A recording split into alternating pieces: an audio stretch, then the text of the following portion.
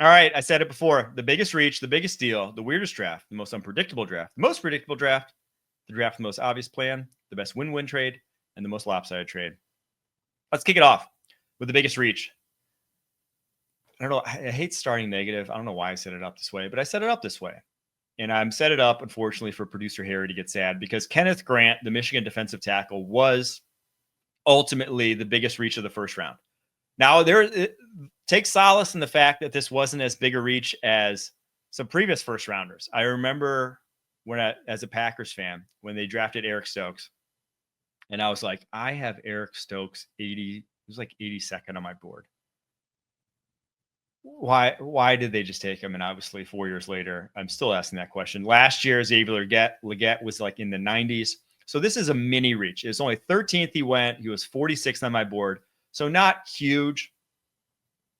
But I've hit this conversation home a bunch. Just nose tackle value. Look at, nose tackles the past 10 years or so in the NFL. How many guys, especially like project nose tackles, which I would throw Kenneth Grant into that mix because his tape was not like Derek Brown's or Vita Vea's coming out of college, right? Where it's like, oh, this guy was like the best player in the country or the best, like one of the best players in the country. Was he looking at the NFL? It's more like, oh no, he has to develop at the nose tackle position still. But if you look at those guys historically, it's just not a strong track record. And nose tackle value, they get hurt a lot. Their career length isn't that long. It's just one where it's hard to really get what you are expecting at 13. Whereas in this class specifically, there were so many good nose tackles. Tyreek Williams comes off the board a little bit later. Alfred Collins in the second round. Jamari Caldwell in the third round. Josh Farmer in the fourth. There was just a lot of guys who could really hold up on the nose, I thought, uniquely in this class, that you didn't need to get one at 13. Obviously, they threw away a third rounder to go get Jonas Savvy-Anaya, which I think is a great fit and a great pick. But you came away with a nose tackle and a guard for your first 3 round picks. And obviously, Kenneth Grant being the biggest reach on my board. Biggest steal on my board. I have Braden Swinson, the LSU defensive end, was the biggest steal. He went 146 to the New England Patriots. Another reason why I'm so high on the Patriots, because I think he's like an NFL-ready edge rusher. He was 35th on my board.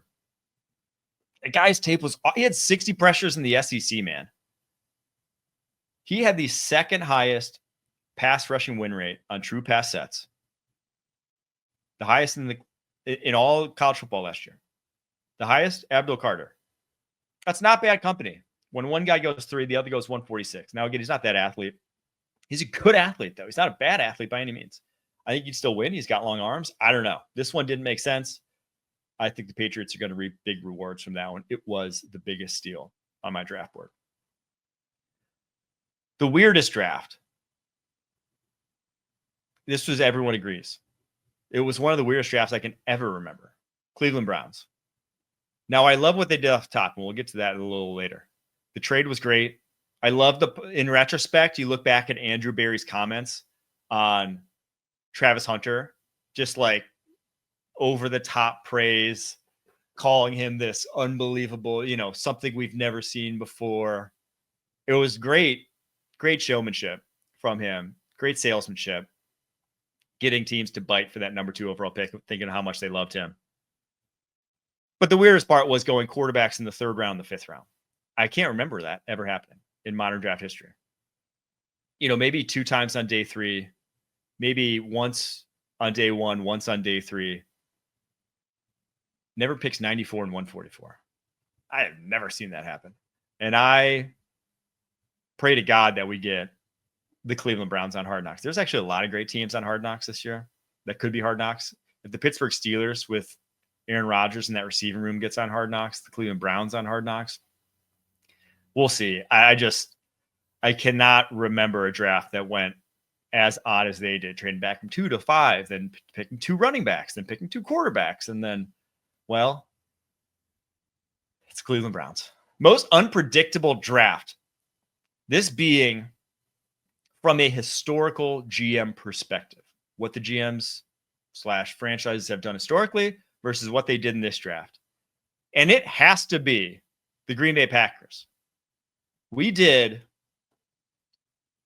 My family every year does, obviously, couch say we are Packers fans, Packers shareholders, excuse me. And every year we do 10 guys that you think the Packers will take. Whoever gets the most wins whatever, $10.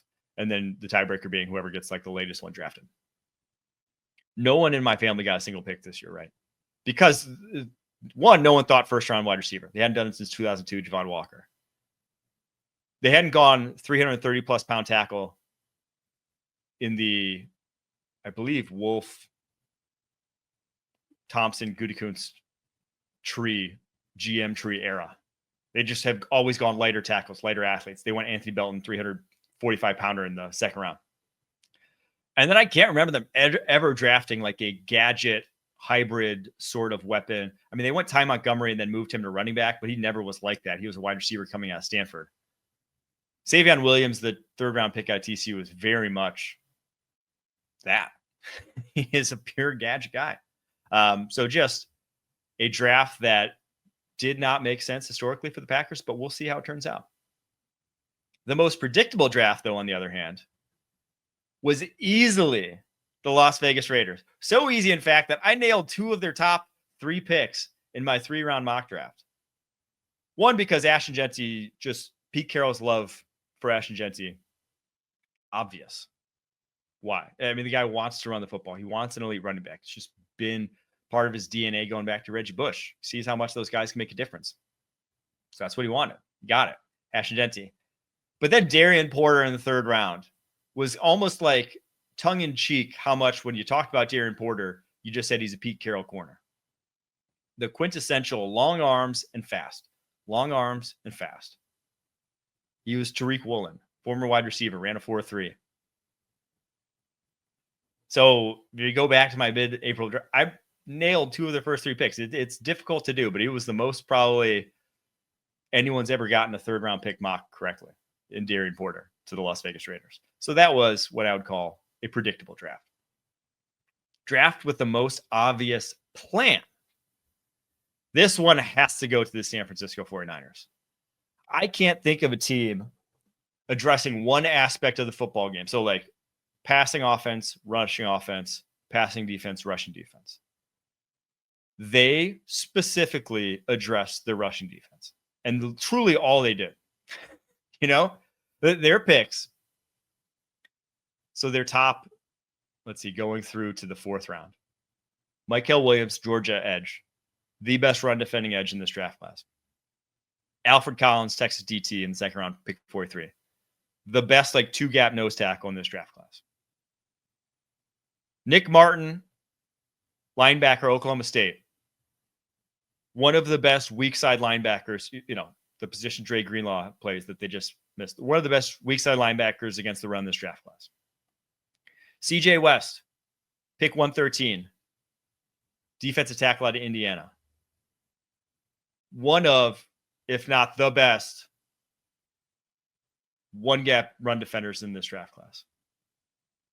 Like it was all those guys can play the run. And then, oh, by the way, Upton Stout out of Western Kentucky, one of the best slots against the run in this draft class.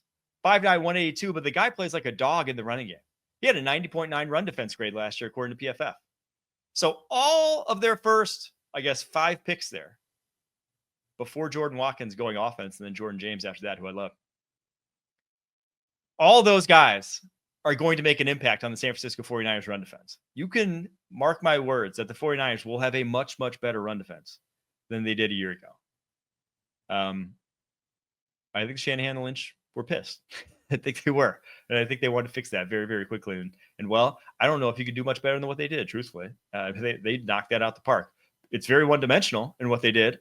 If any of those guys ever becomes a high-end pass rusher, I'll be surprised. But I think you feel very good about them all being impact run defenders. I will end with these 2. Some trades. The best win-win trade, and I said this at the time, I thought about it a little more. I still believe it. I think the Jaguars and Browns trade was the definition of a blockbuster win-win. Now, you can, if you're a Jags fan, I can see being a little hesitant, a little cautious about this. You gave up a ton, right?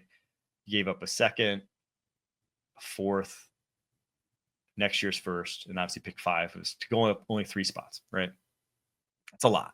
You better hope you're good next year and that things don't go south and that you didn't just give up a top 5 or 10 pick. Because you are probably a little bit more than one Travis Hunter away from winning Super Bowl. There are other needs on this roster, right?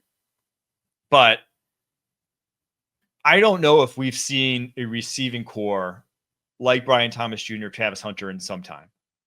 2 high-end explosive, big catch radius, all-around supreme athletes with one of the best OCs in the NFL dialing it up, and then obviously a quarterback who's never had that, never had anything close to that, throwing them the football. I just don't think we've seen it. And then the Jags have the added benefit of like Travis Hunter go both ways. So he can truly be, if you add up top wide receiver plus top cornerback contracts, now it's obviously not going to be fair because he's not going to play 100% both ways. But like you start to get close to a quarterback contract, which would justify a trade up like this. So I think it makes sense from the Jaguars' perspective. And I think James Gladstone hit the nail on the head saying like Travis Hunter's a guy we just want to put in this locker room because of the things he can do for a locker room. And I'm uniquely qualified to handle not having first round picks. They won a Super Bowl doing that in Los Angeles. And then from the Browns' perspective, you just had such an expensive roster.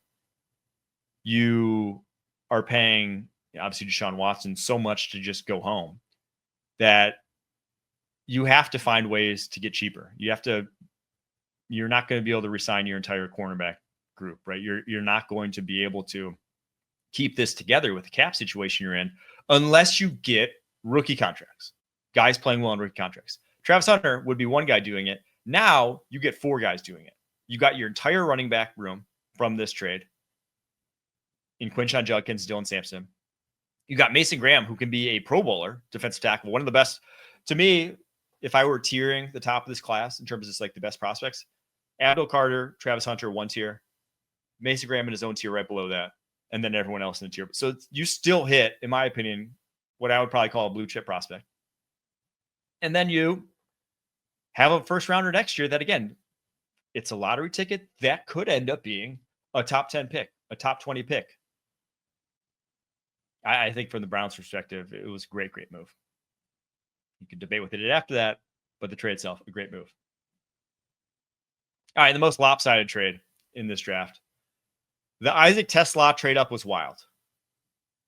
2/3 to go get Tesla. Ended up being like a few fourths to go get it. But the wildest one to me was the Houston Texans trading a future third to go get Woody Marks. I couldn't believe this one. I was after they traded down, I was like, oh, okay, they're going to start, building around trying to get more draft capital, trying to smooth out this roster. I thought specifically this offensive line.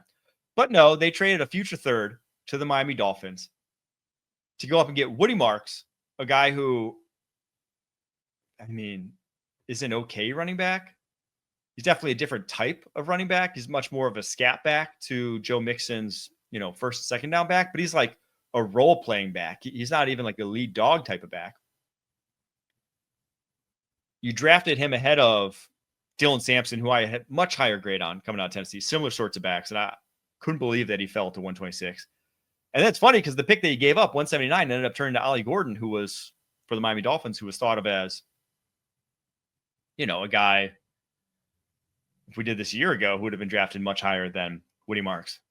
So you went up, traded a future third rounder to get Woody Marks. The pick they got ended up turning to Ollie Gordon. It was just a lot to trade up for one guy. And a future third, when again, this was not a great draft class. Next year could be much better. You don't know where you're going to be drafting next year if you're the Houston Texans. Obviously, you think you're going to make the playoffs, but I think everyone thinks you're going to make the playoffs at this point in time. So that to me was the most lopsided trade.